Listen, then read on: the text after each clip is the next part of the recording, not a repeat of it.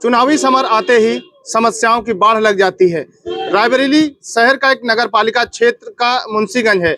मुंशीगंज हमेशा विकास से अछूता रहा है। यहाँ के व्यापारियों द्वारा लगातार समस्याओं को लेकर धरना प्रदर्शन भी किया जाता है, लेकिन उनकी समस्याएं कभी नहीं सुनी जाती हैं। इसी समस्याओं के बीच हमारे बीच यहाँ जो है व्यापारियों की समस्याओं का निराकरण करने के लिए पहुंचे हैं सुप्रीम कोर्ट के वरिष्ठ अधिवक्ता अजय अग्रवाल जी। हम उनसे पूछेंगे कि आखिर व्यापारी किस तरह के धरना प्रदर्शन कर रहे थे और क्यों कर रहे थे, क्या समस्याएं थी उनको और किस तरह से निराकरण किया गया है। जी सर। देखिए, एक तो मैं बता दूं, मुंशीगंज का एक बहुत बड़ा ऐतिहासिक महत्व है। यहाँ पे एक शहीद स्मारक है। यहाँ पे दूसरा जलियांवाला बाग कांड हुआ था, जिसमें 1000 किसानों ने अपनी शहादत दी थी, और इस कारण से पूरे देश में और विश्व में जाना जाता है। अब उसको हम एक विश्व की, जो अपने देश की धरोहर के रूप में ASI से डिक्लेयर कराना जा रहे हैं। बहुत जल्दी ये एक बहुत बड़ा पर्यटन केंद्र बनेगा। दूसरा, यहाँ पे एम्स का अस्पताल बनाया गया है 2000 करोड़ की लागत से। वो देश का दूसरा एम्स अस्पताल है, और जहाँ 3500 रोगी रोजाना आ रहे हैं। 1000 लोग जो है ICU में भर्ती रहते हैं, और हर तरह की फैकल्टी आ चुकी है। हार्ट का ट्रांसप्लांट का ऑपरेशन बड़ा सफल हो चुका है यहाँ पे, और सारे कार्य यहाँ पे, प्लास्टिक सर्जरी वगैरह सब हो रही है। यहाँ के एक रेलवे लाइन जो बीच में थी एम्स जाने के लिए, उसके ऊपर चूंकि मरीज आ रहे थे, तो माननीय मुख्यमंत्री जी ने यहाँ पे एक ओवरब्रिज के लिए आदेश दिया। 123 करोड़ रुपए की लागत से ओवरब्रिज बनना है, और उसको बनाने का काम अभी 1 हफ्ते पहले शुरू किया गया, और काम शुरू होते ही दोनों तरफ से रोड को, रास्ते को बंद कर दिया गया, और ये काम अभी 2 साल चलना है। और उसकी जो एक साइड से एक रोड निकाल दी है, उमा पैलेस करके, बहुत पतली सकरी सी रोड, जहाँ पे लगातार टेम्पो गिर रहे हैं। तो मेरा ये मानना था, मैं कल रात को जब आया तो मैंने देखा यहाँ पे कि जो यहाँ पे रोड है वो काफी चौड़ी है, और कहीं भी जो है, जहाँ पे भी काम चलता है, कहीं भी दिल्ली वगैरह सब जगह जहाँ मेट्रो काम हो रहा है, वहाँ कोई वैकल्पिक रोड नहीं हुआ करती है। उसी रोड पे बीच में काम होता है, ड्रिलिंग होती है, सब होता है पुल बनने का, और दोनों तरफ से रोड चला करती है। तो मैंने कहा ये बिल्कुल गलत है।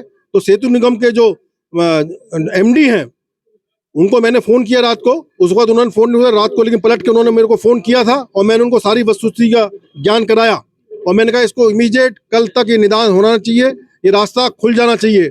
और उन्होंने इस कारण सुबह ही 2 अधिकारियों को भेजा था। ये अधिकारी लोग आए हमारे पास, घर पे आए, फिर हम उनके साथ यहाँ पे मौके पे लेके आए थे उनको, और उनको सारी बातें सब समझाई और दिखाया मौके पे। और उन्होंने पाया कि हाँ, यहाँ पे जगह है, काफी है, और ये रास्ता बंद गलत किया गया है, और तत्काल प्रभाव से रास्ता खोला गया है। और इस वक्त जो केवल बड़े वाहन, भारी वाहन, जिसमें ट्रक और बस शामिल है, वो नहीं चलेंगी इस पे। वो पीछे से जो वैकल्पिक रास्ता है उसी पे चलेंगी, और बाकी सारे वाहन यहाँ से चलेंगे। क्योंकि यहाँ पे तमाम व्यापारियों की अपने प्रतिष्ठान है, दुकानें हैं, बहुत 2000 की ज़्यादा से ज़्यादा संख्या में दुकानें हैं, और पूरा रोजगार लोगों का ठप हो गया था। 1 हफ्ते से 1 पैसे की बिक्री नहीं हुई थी, और लोग खून के आंसू रो रहे थे। और अब पूरे मुंशीगंज जो और भी कस्बा है, वहां पे भी ग्राहक नहीं आ रहे थे, कस्टमर नहीं आ रहे थे, क्योंकि जब उनका रास्ता ही बंद कर दिया गया, इतनी दूर घूम के कोई आने की स्थिति में नहीं था। तो वो शुरू हो गया है। और रोगी जो हैं, उनको भी बहुत राहत मिली है, क्योंकि रोगी भी जो उधर घूम के जा रहे थे, उनको भी राहत मिली है। वो सीधे सीधे अब जाएंगे यहाँ से।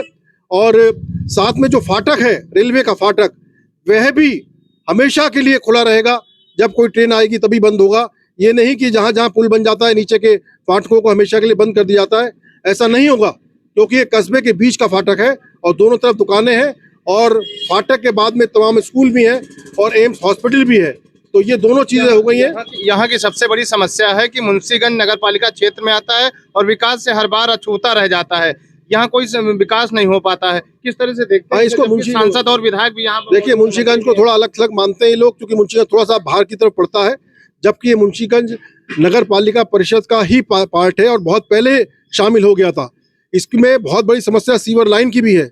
सब जगह सीवर लाइन पड़ गई है, जहाँ जो क्षेत्र नगर पालिका परिषद में बाद में इंक्लूड किए गए हैं, उसके बाद भी वहाँ पड़ गई है, लेकिन यहाँ पे अभी तक नहीं पड़ी है। तो ये बात यहाँ पे उठाई थी, और ये मौलिक अधिकारों का हनन भी है कि किस लिए यहाँ पे इस तरीके से विसंगति की गई है, जब दूसरी जगह पे दे दी गई है सीवर लाइन और यहाँ नहीं दी गई है, और जो सफाई इस कारण से नहीं रह पा रही है। तो मैंने इसी बात को कहा भी है कि तुरंत चुनाव के बाद यहाँ पे सीवर लाइन पड़वाई जाएगी।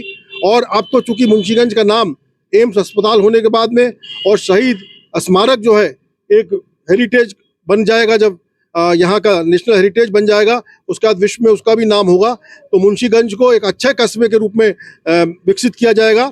ये वैसे है नगर पालिका परिषद का ही पार्ट, लेकिन चूंकि अलग सा है इसलिए एक अलग से कस्बा माना जाता है। इसको पूरे एक अच्छे कस्बे के रूप में इसको विकसित किया जाएगा। जिस तरह से समस्याओं को देख रहे हैं और सुन रहे हैं, लगातार भाजपा के दावेदार भी हैं। इनका ये कहना है कि अगर भाजपा ने मुझे मौका दिया तो मैं जरूर हर समस्याओं पर जनता की खरा उतरूंगा।